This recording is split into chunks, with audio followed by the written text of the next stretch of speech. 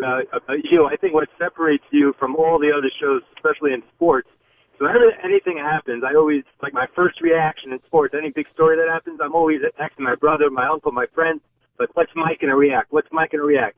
That never, like, that's unusual to have that type of interest. It's like, that separates you from everybody else. I think that's the blessing I've had, is that's the one lucky thing I've had, is that.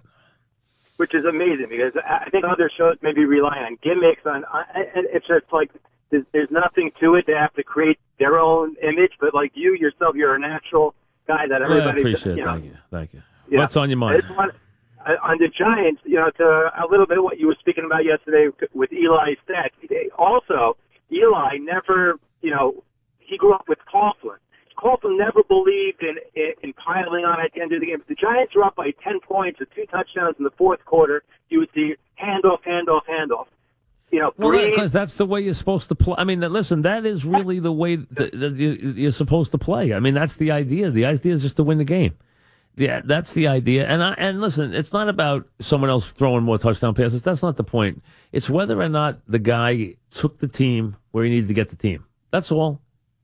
In the parameters he was given, did he deliver the team where the team needed to go? That's really what it's about.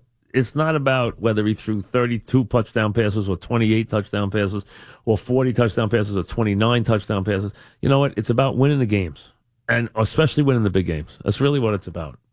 And the Giants haven't had to think about the quarterback position for a long time. Eventually, they're going to have to think about it. And you're going to see how many guys they go through once they start to think about it, because it's just logical. Because that's what teams do. They go through a bunch of guys trying to get their next quarterback. Bob joins us. What's up, Bob? Hey, Mike. How you doing? What's up? I was watching the game last night, and I was thinking, so I'm a Dodger and a Yankee fan, so I'm biased. But it seems to me, I was watching, and it seems like it's been such a great playoffs. They're just great. And it seems to me that's the opposite of the NBA and the football season. And my question to you is this. Yes, the protests don't really bother me, but obviously they bother a lot of people.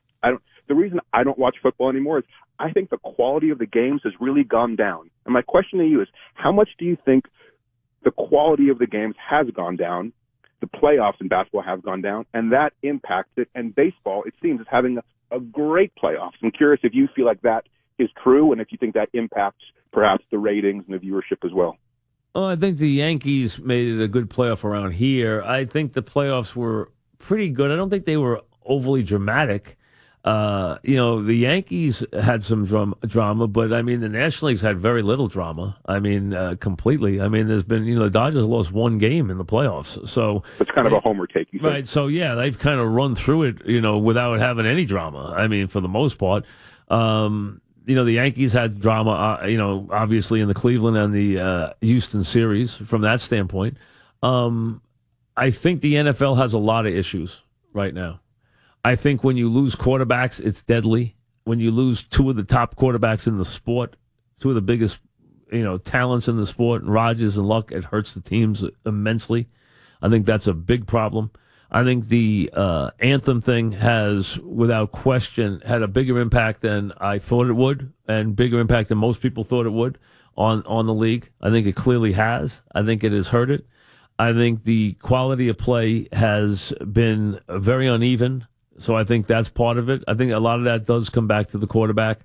And I think that what you have right now is you have an upheaval in television that is going on anyway. And since the NFL is the prime thing that people watch on television for a lot of people, it has been impacted more than people think and more than other sports, because the way people watch TV is changing radically. If you go to the younger people, they don't have cable at all. So they're not watching it that way. They're watching it on different screens. They're watching it on computers. They're watching it on iPhones. They're watching it on different vehicles. They're watching it in different ways. They're digesting the sport in a different way. They're watching the Red Zone channel. The Red Zone channel has become very popular. They're watching, they're taking in the game completely differently. They're taking in it on the signals differently.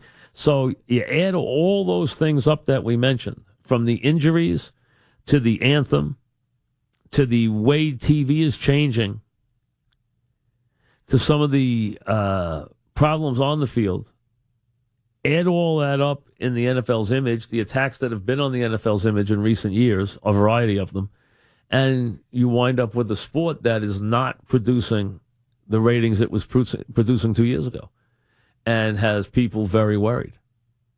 Then you wind up with a battle with the president, which, listen, the league didn't want any part of. And you know what? The league's had a rough start to this season. And if you go back 2 years, if you go back to the start of the 15 season, the NFL is down 15% in the ratings. That's a lot. But the biggest part of that is the way TV is being consumed, even more than anything else. I'd say the anthem second, and it's growing. But the biggest one still is the way TV is being consumed. Here's the